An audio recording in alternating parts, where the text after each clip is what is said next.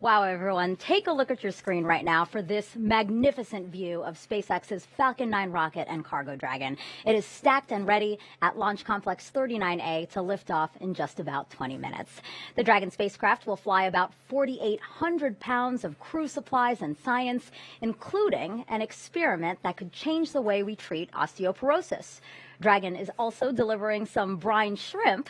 More on that soon. Thank you for joining us in the very early hours of this Saturday morning. I'm Megan Cruz with NASA Communications, live from Kennedy Space Center here in Florida. Today's launch at 3:37 a.m. Eastern Time is SpaceX's 23rd cargo resupply mission for NASA to the International Space Station.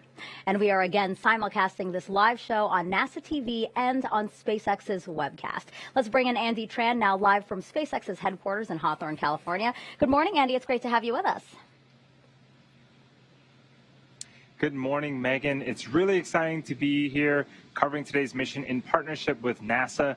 It's the third Dragon flight to the space station this year and also the third cargo resupply mission with our upgraded Dragon.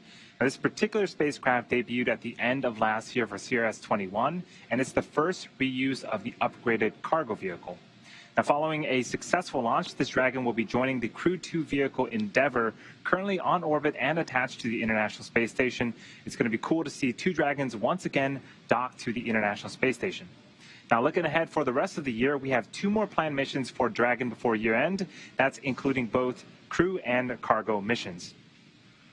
Now, let's talk a little bit about Falcon 9. It's a two-stage rocket designed and manufactured by SpaceX for the reliable and safe transport of people and payloads into Earth orbit and beyond. That is what you see on screen right now. The vehicle stands 70 meters tall. That's greater than the wingspan of a 747 aircraft. Just before our program started at the T-minus 35-minute mark, our team gave the go to begin loading propellants on the vehicle. Taking a closer look at the rocket, the bottom two-thirds of the vehicle is the first stage. Its objective is to accelerate the vehicle through the Earth's atmosphere to space and then separate from the rest of the rocket. Now, this is the fourth flight for today's first stage, which actually previously supported both the Crew 1 and Crew 2 missions for NASA. As usual, we'll be attempting to recover our first stage, and we're excited to be using our brand new drone ship. There it is on screen. It's named a Shortfall of Gravitas. For those keeping count, if we do successfully land Falcon 9 today, this will be the 90th landing of an orbital-class rocket.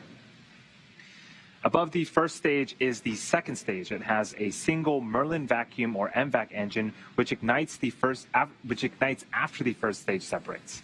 The second stage is what will carry Dragon to its intended orbit, allowing the spacecraft to eventually rendezvous with the International Space Station.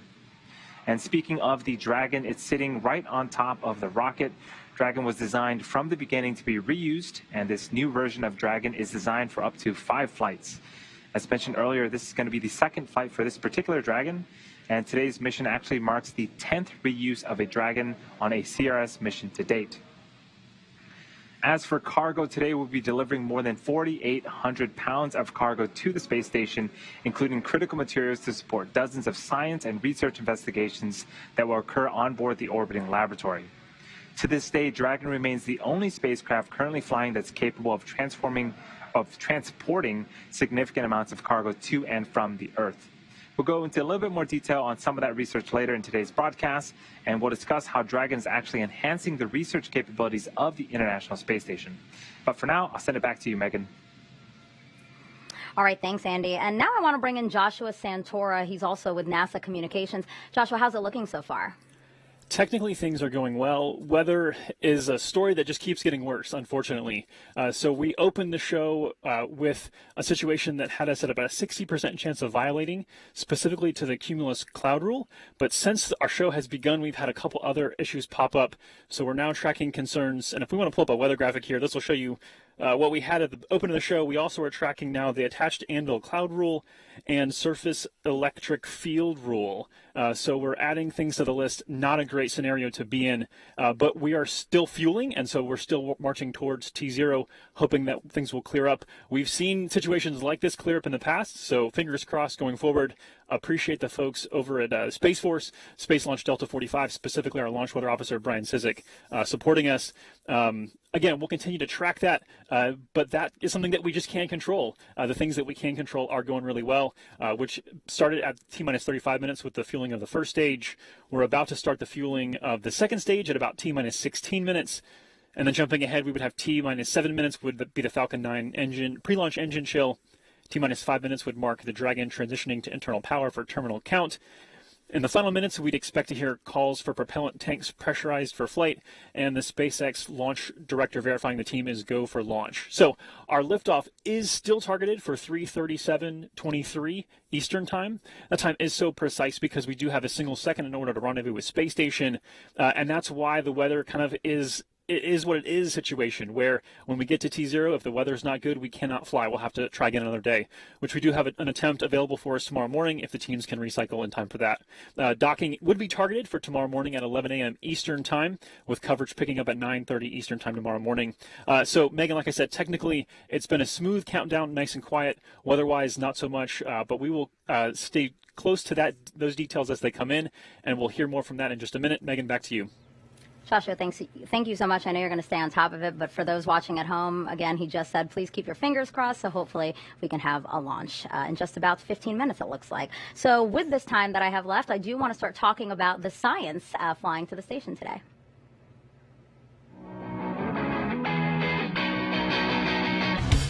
What do ants, plants, a remote implant, and brine shrimp all have in common? They're all part of investigations sponsored by the International Space Station U.S. National Laboratory, launching on SpaceX's 23rd Commercial Resupply Services mission. Moreover, these projects will be supporting the validation of the Faraday Research Facility, a new commercial research facility operated by Proxops that is flying on this mission and will provide additional avenues of experimentation for future investigators. Specifically, the Girl Scouts of Citrus, in conjunction with Space Kids Global, will launch 3 different student-led investigations, all evaluating the characteristics of living organisms in low Earth orbit. One experiment will examine microgravity's effects on ant behavior. Another will look at plant growth in space. And the last will explore how brine shrimp move and behave in the low Earth orbit environment. A team of researchers from Houston Methodist Research Institute is also launching an investigation on this mission that will utilize the Faraday Research Facility. This team has a long and exciting history of space-based R&D in areas ranging from nanofluidics to drug delivery technology development, rodent research, and advanced materials. These research projects have led the team to its latest investigation that will aid in the development of a tunable drug delivery implant. The implant can be remotely controlled to release specific amounts of drug, providing individualized treatment for patients on Earth.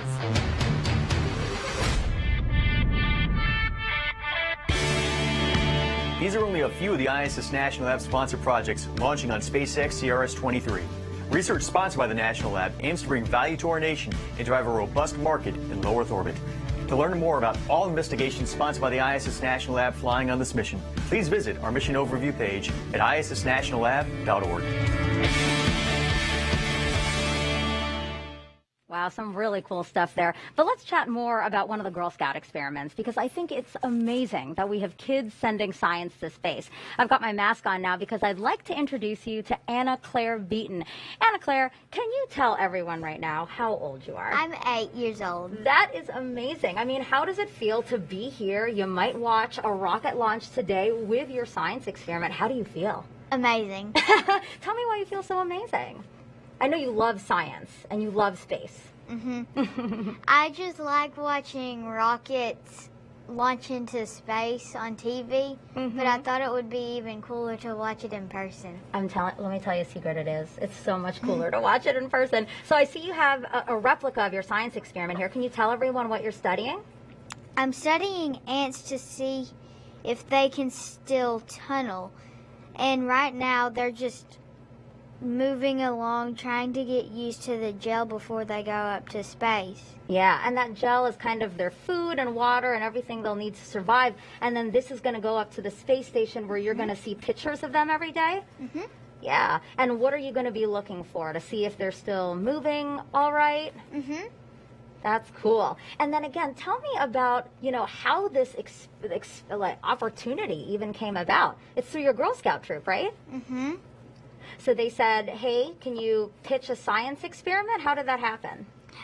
I heard my mom told me about the project, and I just wanted to do it so bad. So my mom printed out the papers, and I started doing the instructions. Yeah, and I know you love ants. You have an ant farm at home, so this is a perfect opportunity for you, and I'm so happy for you. Thank you, Anna Claire. You're welcome. Thank you. All right, so Anna Claire's experiment was loaded onto Dragon only 21 hours ago. Here's video of what we call that late load.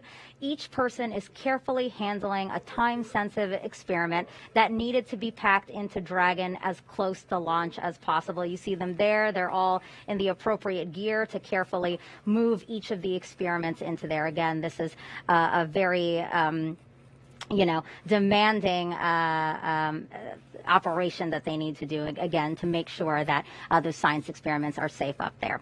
And Dragon's design really helps us facilitate as much science as possible. Andy, do you mind telling us about the Extend the Lab feature? Yeah, sure thing. The science and research being done in microgravity on the International Space Station has benefited our lives here on Earth for decades. Now, what's really cool is that our new Cargo Dragon vehicle is also able to act as an